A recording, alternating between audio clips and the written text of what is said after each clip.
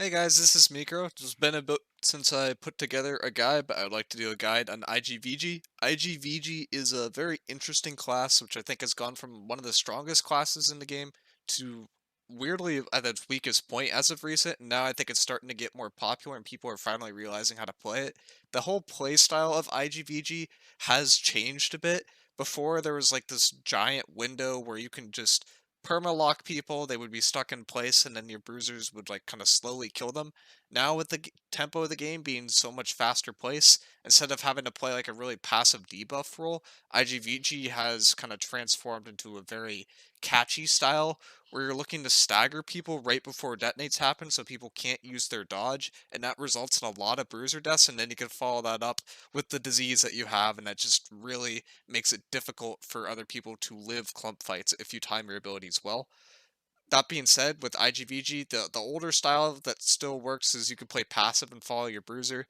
This style always has, not kind of always will work. I think it's a little bit less value than the other style that used to be popular, where you'd play really, really aggro, play a little bit behind them, look to scream and kind of slow them down from retreating when they're trying to back up, and then you pressure them when they're trying to go forward as well. That tempo oriented style was very popular before. I don't think you could really play the IGVG as a complete tempo oriented role now. You're kind of at the mercy of your bruiser to an extent because your roots last so little time now that it's best used as just a very brief stagger right before big crashes happen. So I would try to play in a position where you are ready to follow up on your bruiser right before their detonate happens and where all the damage goes through, but you're not compromising yourself in a way where you're going to be the one in the center of the gravel comp when it actually happens. So you want to be really close, but you want to be a little bit off where the pressure actually is to get the most value of IGVG now, if that makes sense. It's a little bit different than it used to be.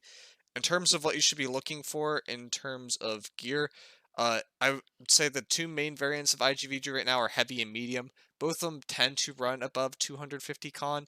There is technically a little bit more value if you go to 250 int, but it feels like the con is kind of necessary to live at this point. I could see people go 250 int, 250 con, drop the focus, not really worry about that as much, and maybe stack refreshing ward, and particularly with heavy, to get value out of both those kits. The main reason why you consider 250 int is if you want your bile to last 11 seconds versus 8 seconds, that would be a good way to take advantage of it, as well as the rens on the VG itself will last a little bit longer if you get to that 250 int threshold. That being said, is it worth dying more to get to that threshold? Probably not, so I would generally stay with the 250 con unless you have really insane gear and you don't really need focus to max out your stuff. That being said, the focus is really, really good if you want to play for refreshing, which is the common IGVG build. If you're in heavy or medium, generally you want 5 Resil, 5 Shirking 4 or Ellie Aversion, depending on your preference, 1 Nullifying Oblivion, 0 to 1 Diminishing Orb, depending on your preference. The main thing with Diminishing Orb is the first hit of the orb itself, when it passes through people as an orb before it explodes, it counts as the Diminishing Orb, so it can be very difficult to land that consistently on clumps. But if you time it right, it is still good value, it's just kind of difficult to time. I'd run 0 to 1 Unending Thaw, depending if you're on or off point. For off point, I think Unending Thaw is really good. Also, if you like to place your storms on healers, which is, I think, the best way to get consistent value with them, I think it's generally good to run Unending Thaw, because when healers try to roll out of it, they won't roll as far, and then might waste an extra stam dodge trying to get out of it because they are actually still in the ice storm, and then they're going to be slowed when they get out of it as well. So it's just an easier way to help people get caught with that. And I would fill the rest with either refreshing ward or refreshing, depending on your playstyle. If you're looking for a refreshing, I think you're trying to get to around the 6 refreshing threshold with 50 focus. That will put you at a spot where you're basically constantly getting your buffs back up and you don't really have to worry about the cooldowns as much. If you're doing refreshing ward, I think between 2 and 4 refreshing ward is even fine in most circumstances. It kind of depends how many BBs are hitting you.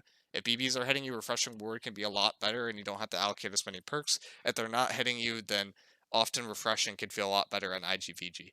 On your VG itself, the best VG I would say right now is Keen, Scream, Refreshing Move. I think Keen Speed is also up there weirdly because the playstyle is so timing dependent that being able to play a little bit more passive and then very quickly get in a position of where you want to get your Scream off is very helpful as well. I think it's a little bit less about what your actual output is at the moment. It's more about timings. So whatever helps you get that timing better, whether it be more cooldowns or getting in position a little bit better and being able to get away with a little bit passiver positioning could help it the most. On your IG, I would say Deadly Frost, Refreshing Move, Ruinous is really good. Enchanted is also not bad. And then there's also Exhaustive Exploitation, which I don't think is bad if you go for a Pylon build in particular, which is possible to run that with heavy, but I would say generally not super advised, but I think it's not a terrible build to go Pylon with this. In terms of Amulet, I'd say health, stam, and then some sort of protection is best. My top 3 protections are Flame, Arcane, or Slash, depending on where you're playing.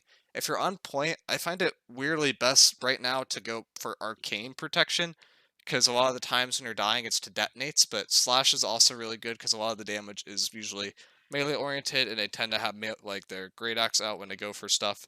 Flame damage, I think, has fallen off a little bit in terms of like how much you need, but it's still up there in terms of something that you could run, and that will be fine depending on your gear setup, or sorry, your gem setup. For your ring itself, I think Champion's Ring is really, really good. Uh, but the other option that you have is dropping the Invig punishment for a refreshing. I don't think that's bad either. Both those options are fine. If you're a medium, you don't actually need the hardy, so then you can try to get both, but that's an expensive roll depending on your budget. In terms of earring, I'd say Champion's Earring or Teardrop is generally best, depending if you want refreshing or refreshing ward. Some people really like it to be able to cleanse themselves when they pop a regen pot, and I think that's fine as well. I don't think there's a big difference in terms of earring perks. They're just like kind of all meh, in my opinion. In terms of what ult you're looking to run, I think the convention is you go Vines. Vines is really good if you could time stuff correctly. I think the unconventional thing that might be a little bit better at the moment is you go Detonate weirdly, because you can get to Empower Cap super, super fast with VG by literally just dropping Oblivion. You get to Empower Cap alone. You don't have this big charge up time like with Maelstrom. And then you can kind of help with the clump blowing it up a little bit. That being said, I think I would generally advise going for Vines, but I think Detonate is a really fun and very underrated option for IGVG right now. Firestorm is also okay if you want to try to help support clumps a little bit more. I'd say positioning wise, it's a little bit better for a BBIG to take that because they can hit more people with it. And Bio, I'd say, is also okay to run with this class, but I'd still say Vines is generally a little bit better, and then Detonate is a little bit behind Vines. In terms of what you want for build trees, that's nothing kind of revolutionary. I still tend to go with left tree on Void Gauntlet. The right tree aspect, I think, works, but feels a little bit clunky, and it tends to get a lot less value than you'd think. If you're a really passive IGVG player, the right tree can feel very, very good, because you can go for double orbs, double screams, double oblivions. But if you're a little bit more aggro and you're switching between your weapons constantly, then it's just not going to get the value that you would hope it would, because you don't really have time to land that heavy attack to reset everything. On your Ice Gauntlet itself, there's not that many things that can go wrong here. You just generally don't want Ultimate Chill. If you're running Pylon, you can take the Pylon Ultimate, but generally you're just looking to maximize your survivability with this and play for Deadly Frost, play for Deadly Frost and play for Refreshing Frost, which tend to get the most value.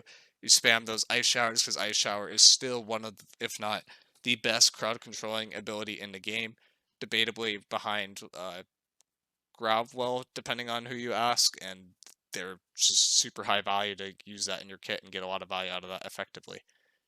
And that's all I have for this one, guys. I'd say just be really, really careful with your timings with this class. Very easy to get value out of this build in a war. OPR, it can be very good if you look to scream people at the right time when they're in a position where they can be shot by other people on your team. But in general, this is mostly a war spec, and I wouldn't look to play IGVG in OPR and in 3v3 unless you have something like a Void Blade, or you're playing with a group, or you expect the OPR to be more melee intensive than range intensive. Versus range, you won't get that much value out of this class, but this class tends to do very well versus melee, and can do very well versus backline groups at times. With that being said, I'll see you guys in the next video.